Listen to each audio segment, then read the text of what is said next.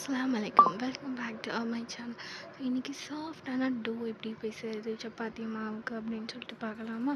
So 2 cup அளவுக்கு சப்பாத்தி மாவு சேர்த்துக்கோங்க. அதில் தேவையான அளவுக்கு உப்பு சேர்த்துட்டு 1/4 டேபிள் ஸ்பூன் அளவுக்கு சர்க்கரை, 1/2 கப் அளவுக்கு பால் சேர்த்துருங்க. இதை நல்லா நம்ம மிக்ஸ் பண்ணிட்டதுக்கப்புறமா தண்ணி கொஞ்சம் கொஞ்சமாக ஊற்றி கிளறிங்க. கொஞ்சம் நல்லா ஒரு மாதிரி பிசு பிசுன்னு கையில் ஒட்டுற அளவுக்கு பிசைஞ்சிட்டு அதுக்கப்புறம் கொஞ்சமாக கோதுமை மாவை மேலே தூவி போட்டு நல்லா பிசைங்க. நல்லா கை அழுத்தம் கொடுத்து பிசைஞ்சு உருண்டை போட்டு நம்ம இதை ரெஸ்ட் எடுக்க விடலாம்.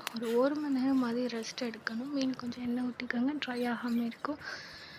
இப்போ வந்து எடுத்து பார்த்திங்கன்னா இவ்வளோ சாஃப்டாக வந்திருக்கும். இதை நீங்கள் சுட்டால் அவ்வளோ சாஃப்டாக இருக்கும். மறுநாள் நீங்கள் வச்சு சாப்பிட்டாலுமே முறுமுறுன்னு ஆகாது. ரொம்ப சாஃப்டான ஒரு சப்பாத்தி கிடைக்கும் நம்மளுக்கு.